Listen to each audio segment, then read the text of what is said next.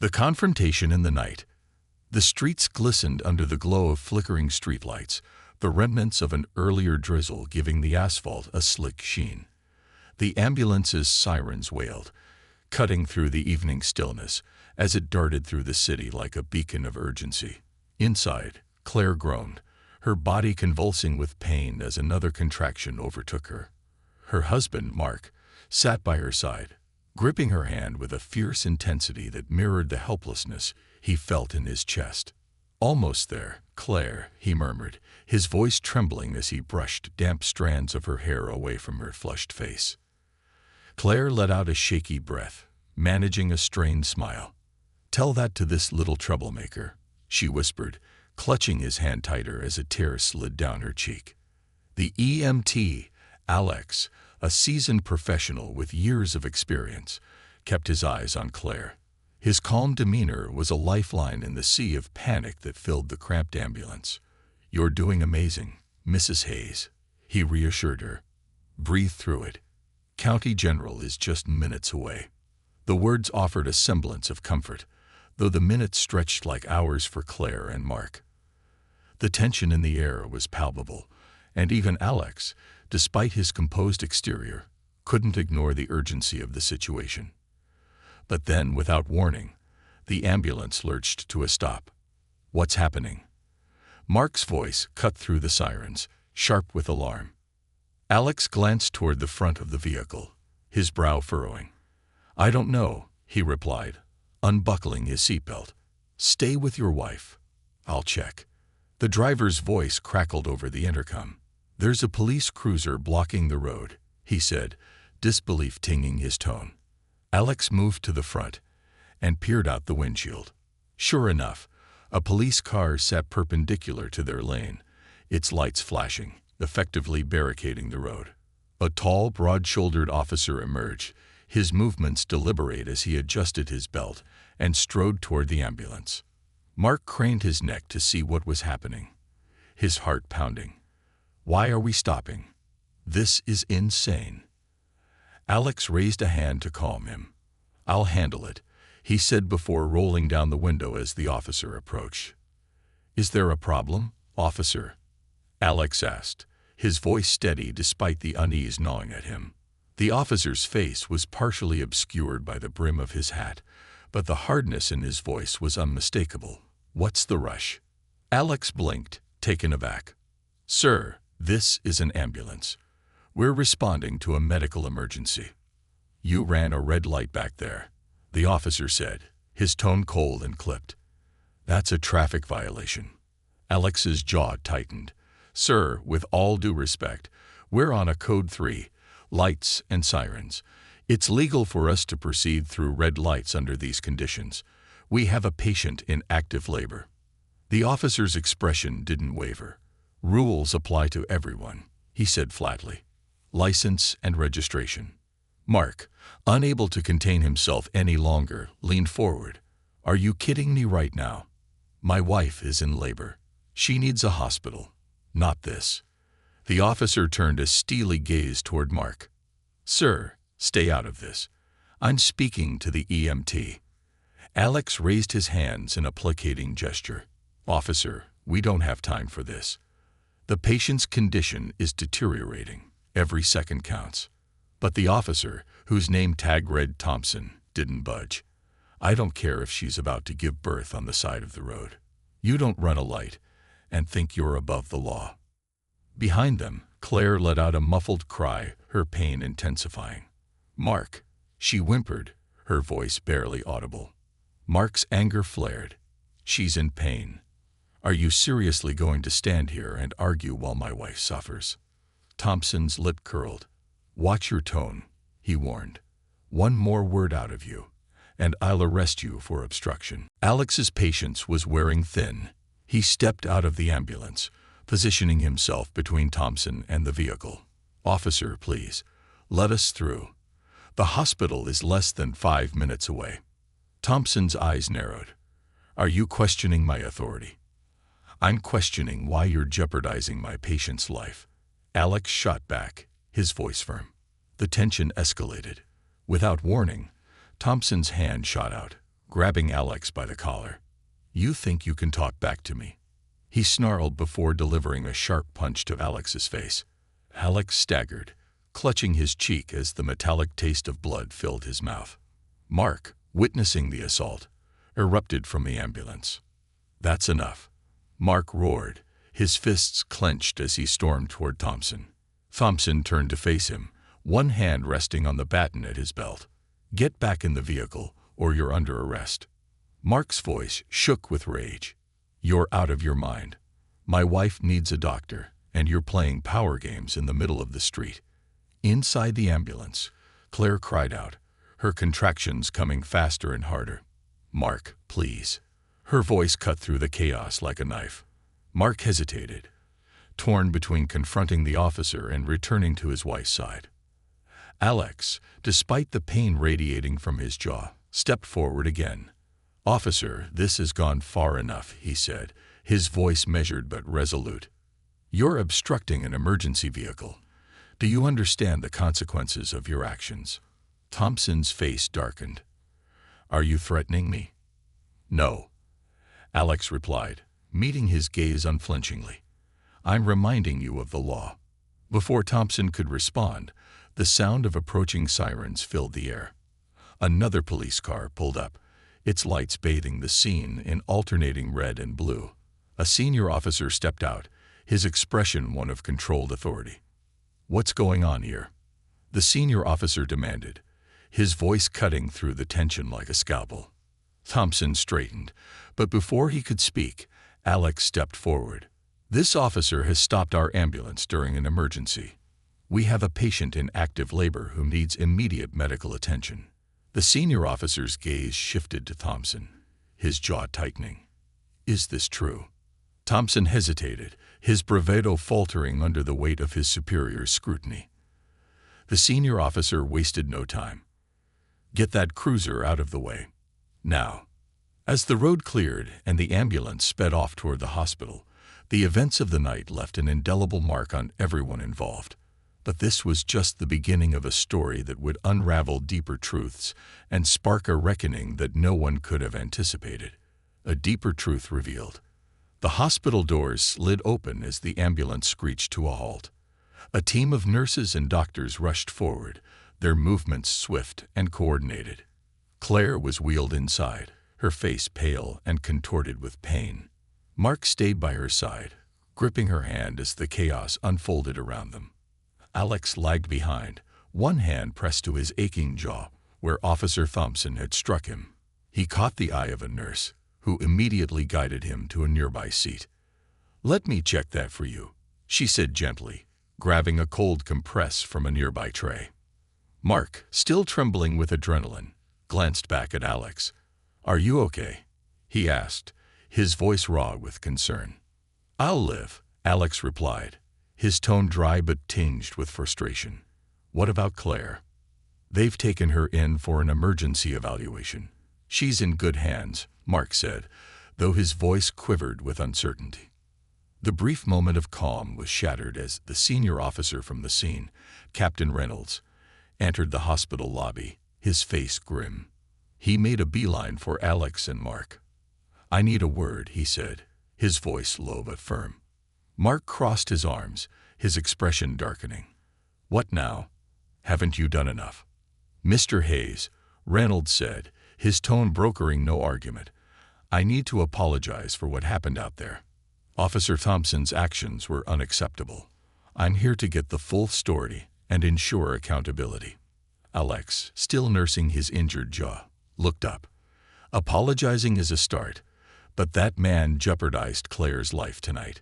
He physically assaulted me while I was trying to do my job. That's not just unacceptable, it's criminal." Reynolds nodded gravely. "You're absolutely right. Thompson has been placed on immediate administrative leave pending an internal investigation. But I need to know everything that happened to make sure this is handled properly." Mark clenched his fists. "It's not just about tonight. You saw how he acted, like he was above the law. How many other people has he done this to?" The captain sighed heavily, as though carrying the weight of years of systemic issues. "That's exactly what I intend to find out.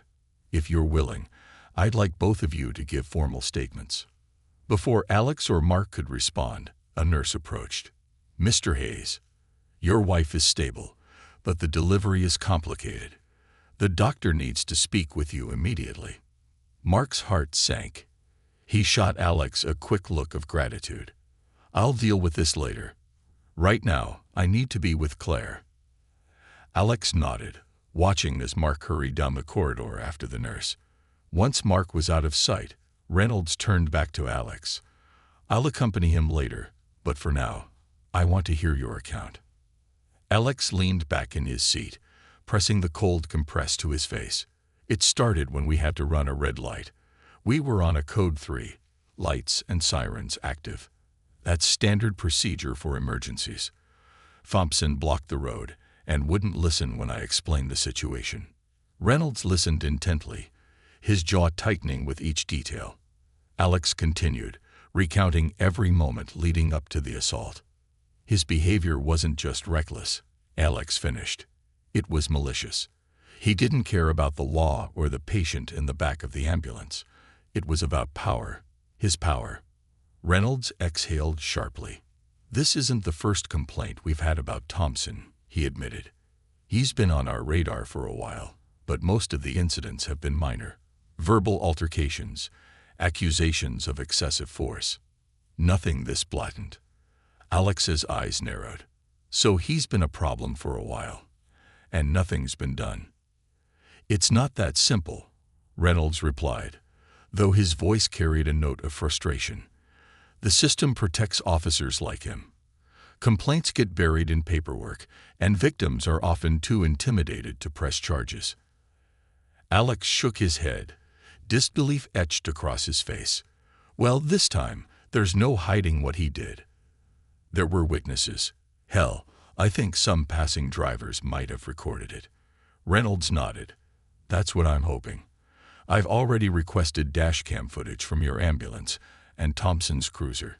If there's video evidence, it'll be hard for him to weasel out of this one."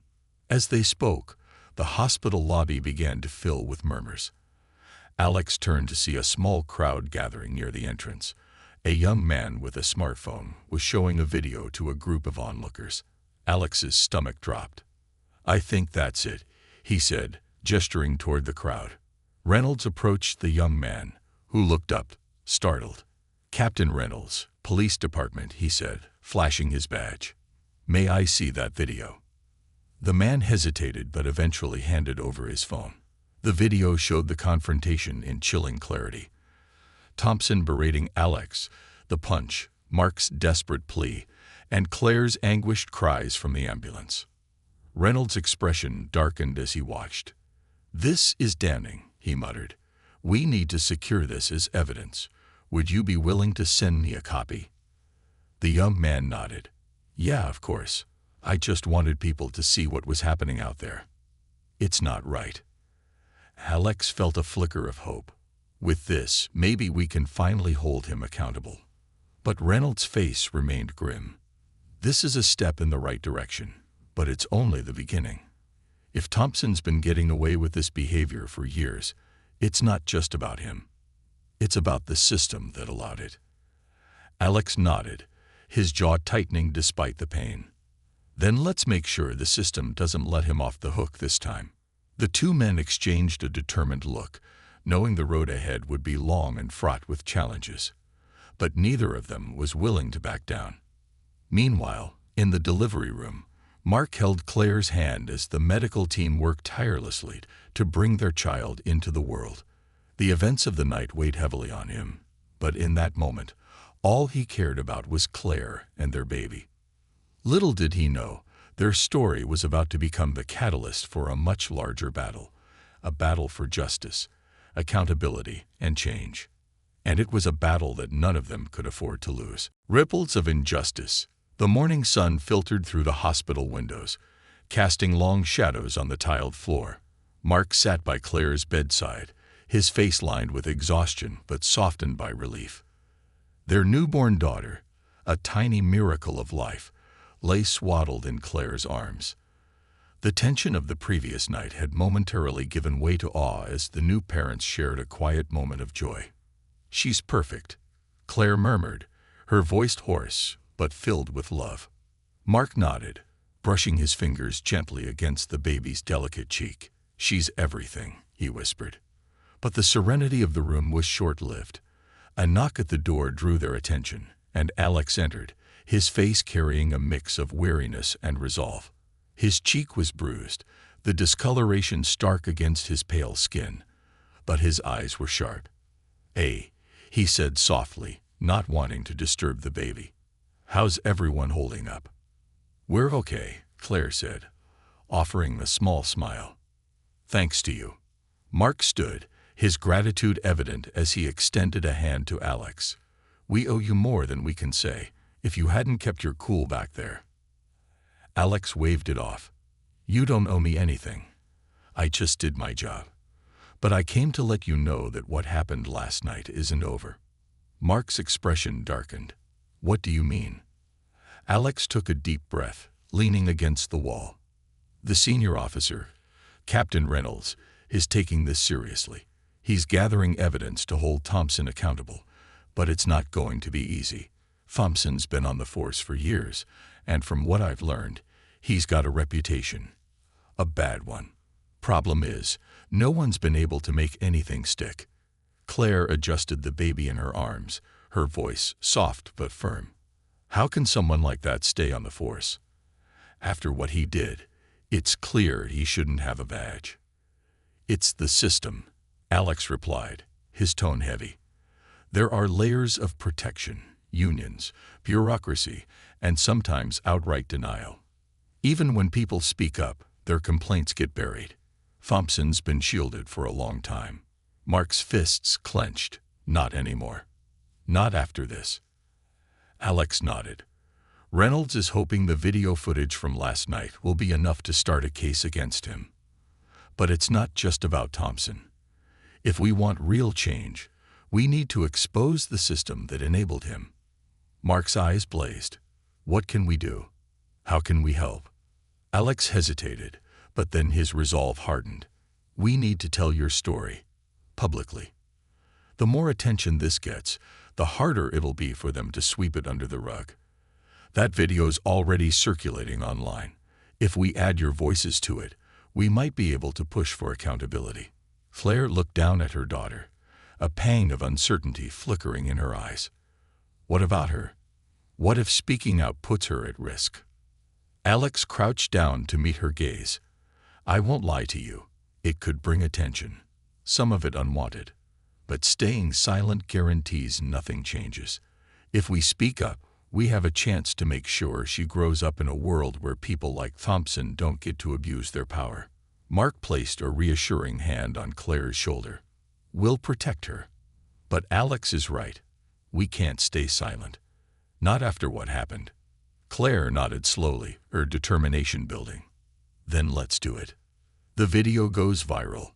Within hours, the video from the previous night began spreading like wildfire across social media platforms. It was raw and unfiltered, capturing every chilling detail of the confrontation.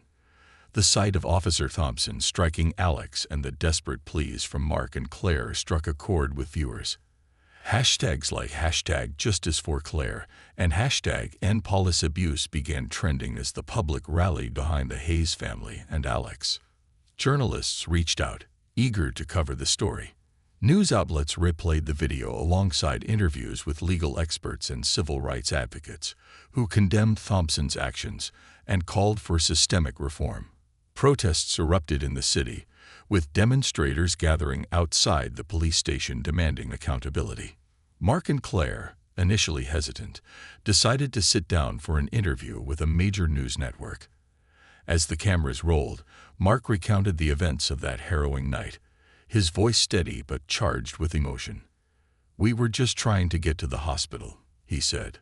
"My wife was in labor, and all we wanted was to make sure our daughter was born safely. But instead, we were treated like criminals. Officer Thompson didn't just stop an ambulance.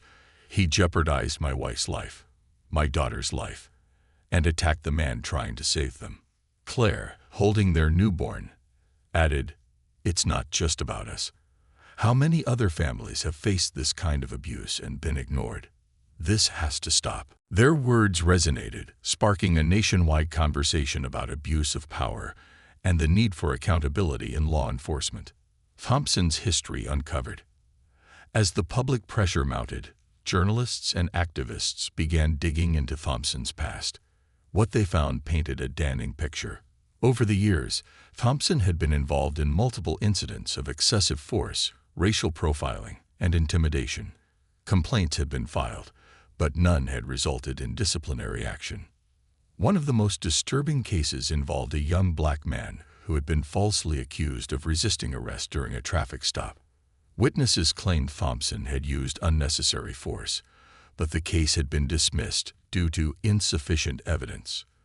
The young man, now an adult, came forward after seeing the video of Thompson's actions against Alex. "I thought no one would believe me," he said during an interview. "But seeing that video made me realize it wasn't just me. He's been doing this for years, and it's time he's held accountable." The revelations fueled the outrage, with civil rights organizations joining the fight.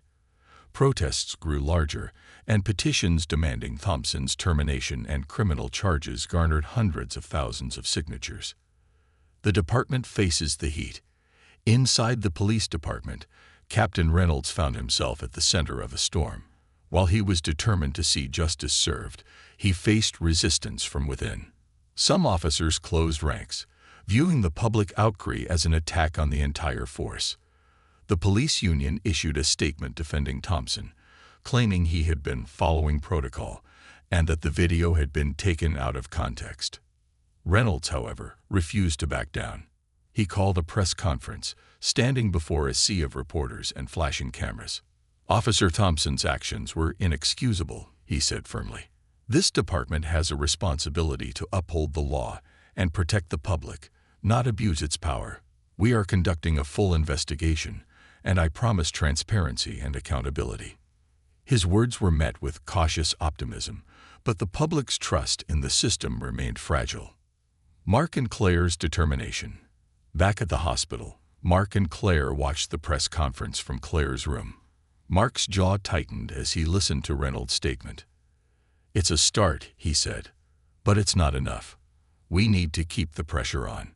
Claire nodded, her gaze falling to their daughter. "We're doing this for her, for every child who deserves to grow up in a world where they're safe." Alex, who had stayed by their side, added, "The fight's not over. But together, we're making progress." As they prepared to leave the hospital, a nurse entered with a handwritten note. It was from a passerby who had witnessed the confrontation and recorded it. The note read, "Thank you for standing up. Your courage is inspiring. And we're with you all the way." Mark smiled, folding the note and tucking it into his pocket. He looked at Claire, then at Alex.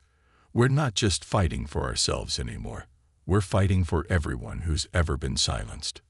With renewed determination, they stepped out into the sunlight, ready to continue their fight for justice. But they knew the road ahead would demand even more resilience, unity, and courage. A reckoning begins. The city was a cauldron of tension as night fell again. Protesters filled the streets, their chants echoing off buildings as they marched with signs bearing messages like "Justice for Claire" and "No more abuse of power." The video of Officer Thompson's actions had struck a nerve, igniting a movement far beyond the Hayes family's personal ordeal. Inside their modest apartment, Mark and Claire sat at the dining table, their newborn daughter sleeping peacefully in a bassinet nearby. Alex was there too, along with Captain Reynolds, who had become an unlikely ally in their fight. The air was heavy with the weight of the day's events. On the table lay piles of paperwork, statements, petitions, and notes from lawyers who had reached out, offering pro bono services. The story had taken on a life of its own, and the Hayes family found themselves at the heart of a growing battle for change. Reynolds broke the silence, his voice steady but strained. "I've officially submitted the evidence to Internal Affairs. The footage, witness statements, and Thompson's history. It's all there. But this isn't going to be a quick process. Mark leaned forward, his frustration evident. How can it not be quick? There's video proof of what he did. What more do they need? Reynolds sighed, rubbing his temples. The system doesn't work the way it should, especially when it comes to holding officers accountable. There are layers of red tape, and the police union is already pushing back hard. Alex, who had been quietly nursing a cup of coffee, spoke up. So what happens next? Does he just go back to work like nothing happened? Reynolds shook his head. He's on administrative leave, but that's not enough. The union is arguing that the video is being taken out of context. They're claiming Thompson was acting within his rights to control the situation. It's the same excuse they always use. Claire, who had been quietly listening, finally spoke, her voice filled with a quiet determination. Then we have to make sure they can't ignore this. We need to keep the pressure on. Reynolds nodded. You're right.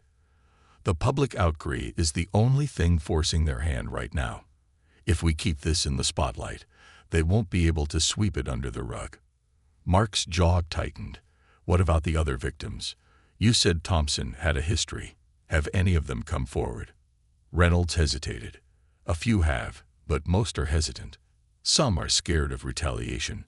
Others don't think their voices will make a difference. Claire's eyes filled with empathy. We need to show them that their voices do matter. If we stand together, we're stronger. Mobilizing the community. The next day, Mark and Claire attended a community meeting organized by a local advocacy group. The room was packed with people, neighbors, activists, and even a few fellow victims of Officer Thompson. Alex and Reynolds were there too, lending their support. The meeting began with a woman named Angela, a mother of 3 who had her own harrowing encounter with Thompson years ago. She stood at the front of the room, her voice shaking as she shared her story. He pulled me over for a broken taillight, she said, her hands trembling. Before I knew it, he had me out of the car, accusing me of things I didn't do. My kids were in the back seat, terrified. I filed a complaint, but nothing ever came of it. As Angela spoke, others began to share their experiences. An elderly man described how Thompson had humiliated him during a routine traffic stop. A young man recounted being falsely accused of resisting arrest, his voice thick with emotion. Claire sat in silence, holding her daughter close. The stories were heartbreaking, but they fueled her resolve. When it was her turn to speak, she stood up, her voice steady. I almost lost my daughter because of Officer Thompson's actions, she began, her gaze sweeping the room. But this isn't just about me or my family. It's about all of us. This has to stop. The room erupted into applause, and Claire felt a surge of hope. They weren't alone in this fight. The union strikes back. As the movement gained momentum, the police union intensified its efforts to protect Thompson. They held a press conference, where a spokesperson claimed that the video did not show the full context of the incident. They painted Thompson as a dedicated officer who had simply been enforcing the law. Mark watched the press conference with disgust, his fists clenching as the spokesperson twisted the narrative. This is unbelievable, he muttered. They're trying to make him the victim. Alex, sitting beside him, nodded grimly. It's their playbook. They'll do anything to deflect blame. But the public wasn't buying it. Social media erupted with outrage, and even some retired officers spoke out, condemning the union's stance. The hashtag Hold Thompson Accountable continued to trend, and protests grew larger by the day. The lawsuit. With the support of a prominent civil rights attorney, the Hayes family decided to file a lawsuit against both Thompson and the police department. The lawsuit alleged negligence, excessive force, and obstruction of emergency services. It was a bold move, but one that they felt was necessary to ensure justice. The announcement of the lawsuit made headlines, further fueling the public debate. Some praised the family for their courage, while others accused them of trying to destroy the reputation of a good officer. The backlash was harsh, but Mark and Claire stood firm. This isn't about revenge, Mark told a reporter. It's about accountability.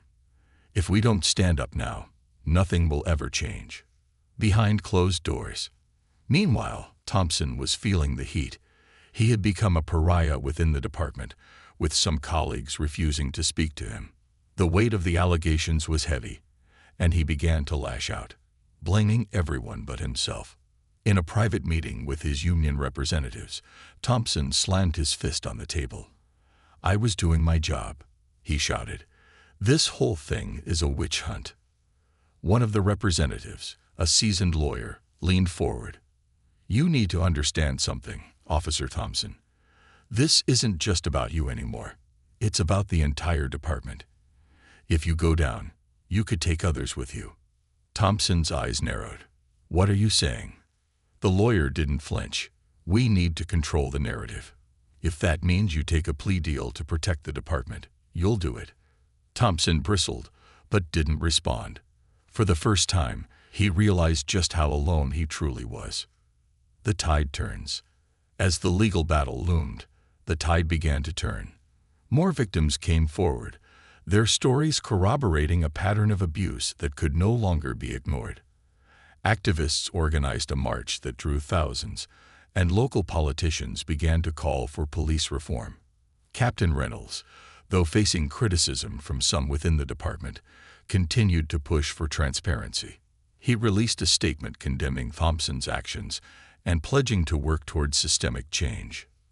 "This isn't just about one officer," Reynolds said. "It's about ensuring that our police force serves and protects everyone, without exception." Mark's stand. One night, after putting their daughter to bed, Mark sat down at the kitchen table with Claire. He pulled out a notepad and began writing. "What are you doing?" Claire asked, curious. "I'm writing a speech," Mark replied, "for the rally this weekend. If we're going to keep this momentum, we need to remind people why we're fighting." Claire smiled, her pride evident. "You've come a long way, you know." Mark looked up, his expression serious. "We both have. And we're not done yet." As the rally approached, Mark and Claire prepared to take the stage, knowing that their fight was far from over. But they also knew that they weren't alone. They had a community behind them, a movement growing stronger with each passing day. And they were determined to see justice served, not just for themselves, but for everyone who had ever been silenced. The rally and the tipping point. The crisp morning air carried the faint hum of voices and footsteps as thousands of people poured into the city square. Banners fluttered in the wind, displaying slogans like "No Justice," "No Peace," and "End the Abuse." The crowd was a tapestry of diversity. People of all ages, races, and backgrounds gathered together for a shared cause. At the center of it all were Mark, Claire, and their newborn daughter, cradled gently in Claire's arms.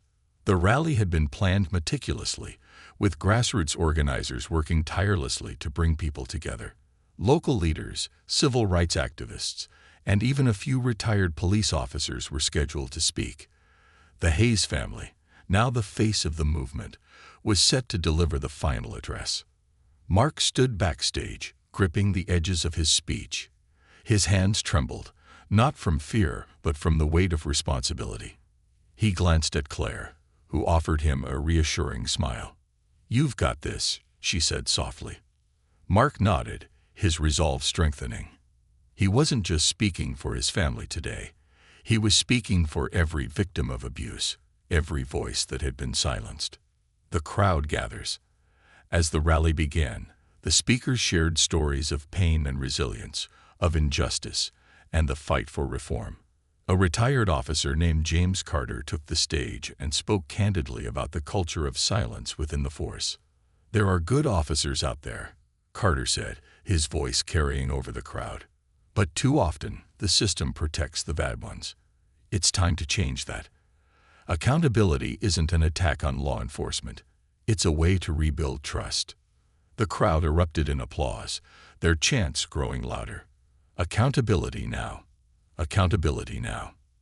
Alex, standing beside Captain Reynolds in the crowd, felt a flicker of hope. The energy was palpable, a sign that the tide was indeed turning. Mark's speech.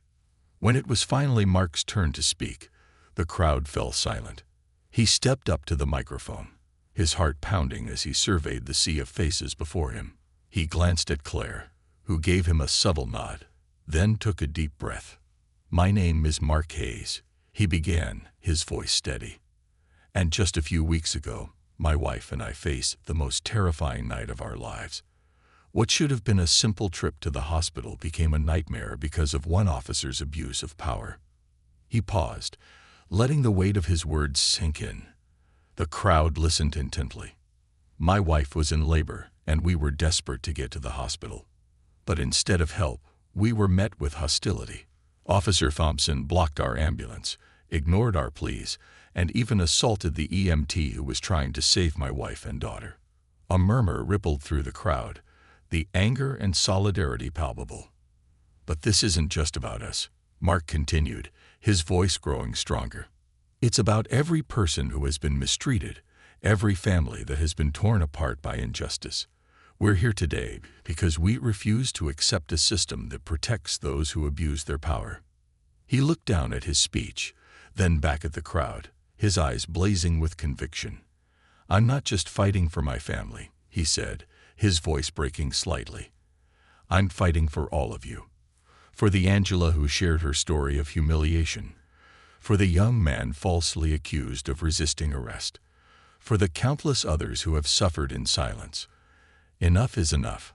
The crowd erupted into thunderous applause, many holding up their signs and fists in solidarity. Claire wiped a tear from her cheek, pride swelling in her chest. "We demand accountability," Mark concluded. "We demand reform, and we won't stop until we get it."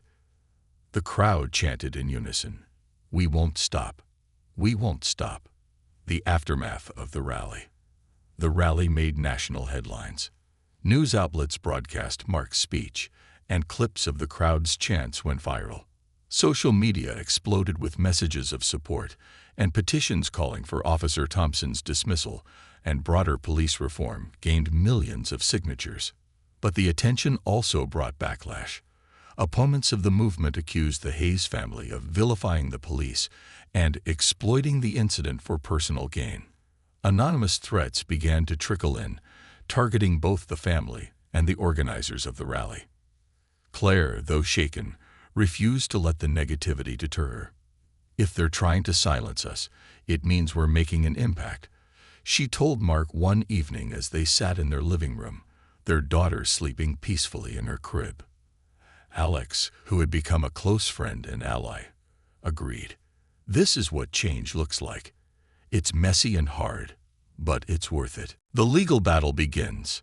In the days following the rally, the lawsuit against Officer Thompson and the police department officially moved forward. The Hayes family's legal team, led by a prominent civil rights attorney named Monica Greer, presented a compelling case.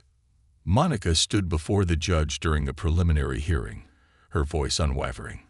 "This is not just about one officer's misconduct," she said. "It's about a systemic failure to hold officers accountable for their actions. The Hayes family has suffered immeasurably, and they deserve justice." Thompson's defense team, funded by the police union, argued that the officer had acted within protocol and that the situation had been misinterpreted. But the video evidence, combined with the testimonies of Mark, Alex, and other victims, painted a damning picture. As the case progressed, more victims of Thompson's abuse came forward. Each testimony added weight to the Hayes family's fight, turning their case into a broader indictment of a broken system. Reynolds takes a stand. Captain Reynolds, despite facing backlash from within his department, continued to support the movement. He met with community leaders and activists, advocating for reforms to increase transparency and accountability within the police force. During a city council meeting, Reynolds made a bold proposal: the creation of an independent oversight committee to investigate complaints against officers. "This isn't about targeting officers," he said.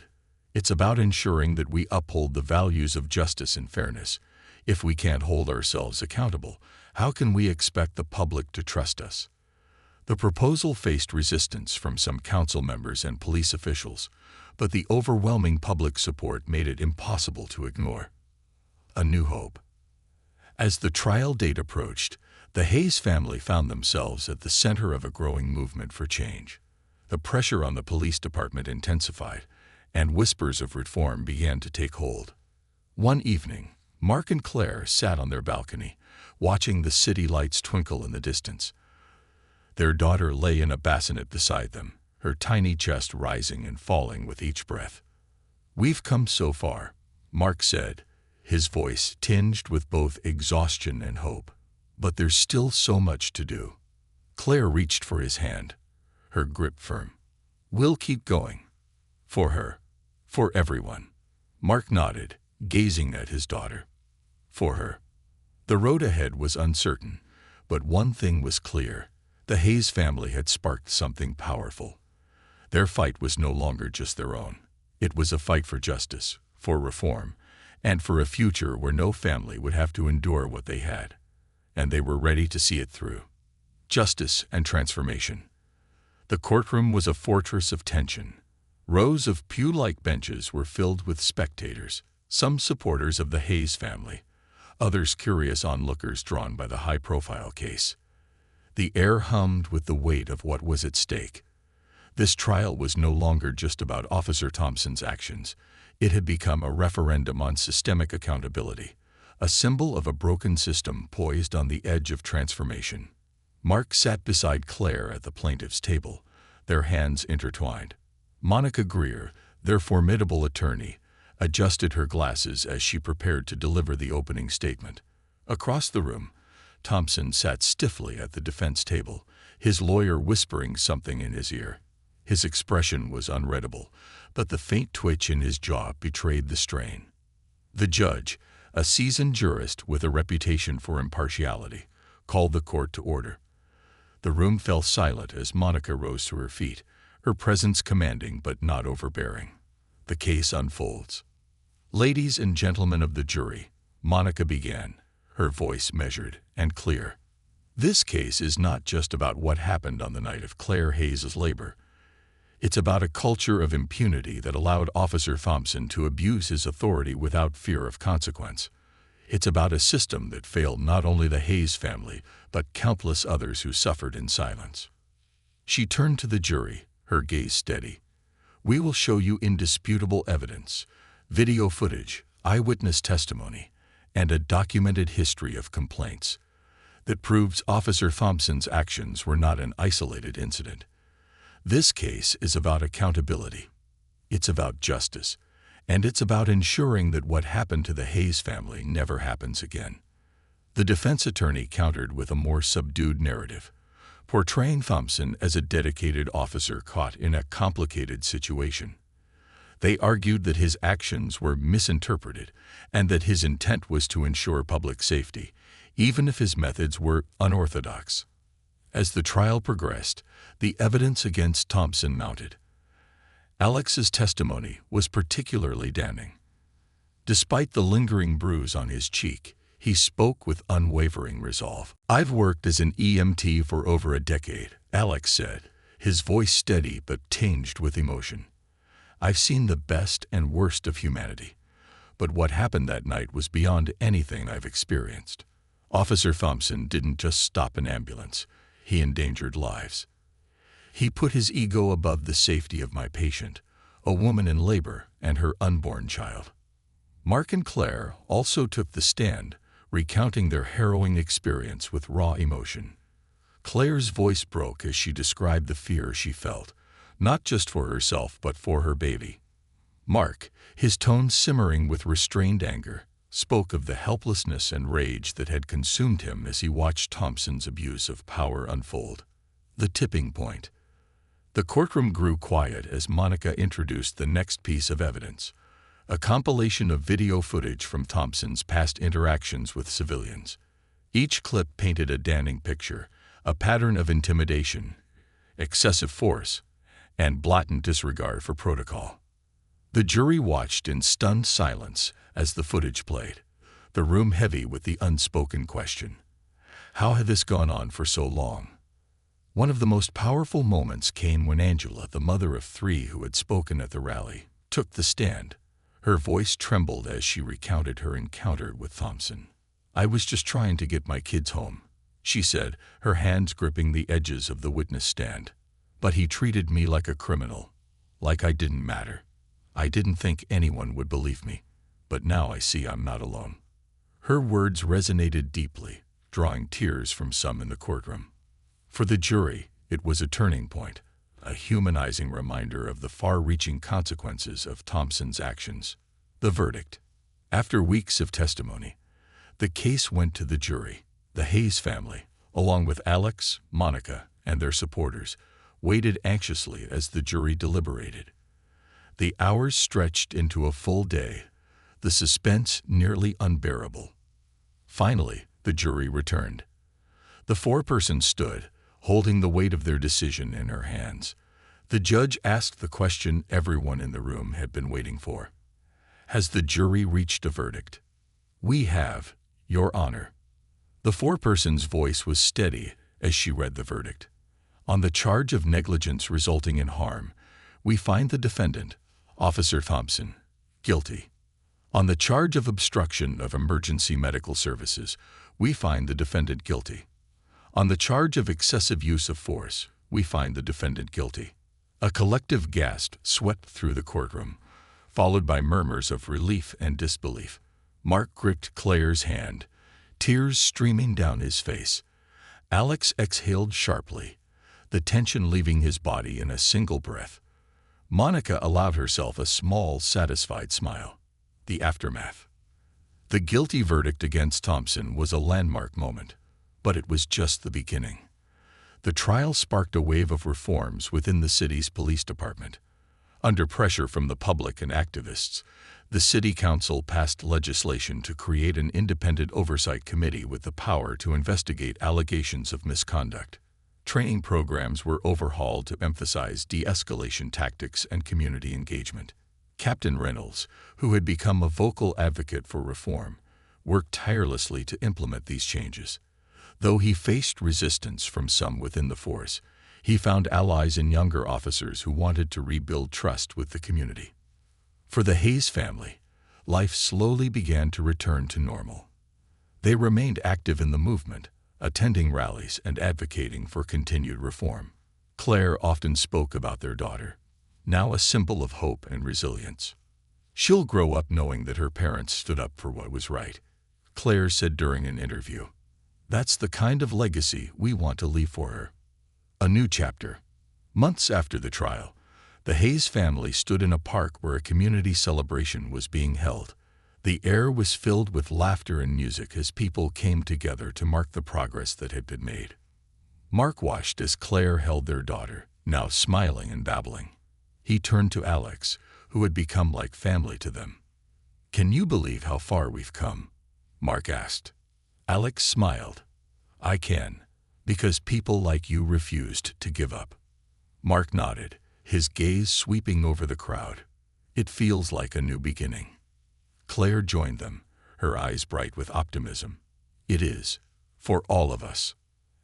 As the sun dipped below the horizon, casting the park in a warm golden glow, the Hayes family and their community stood united, ready to face whatever challenges lay ahead. They had fought for justice, and in doing so, they had planted the seeds of change, a legacy that would endure for generations.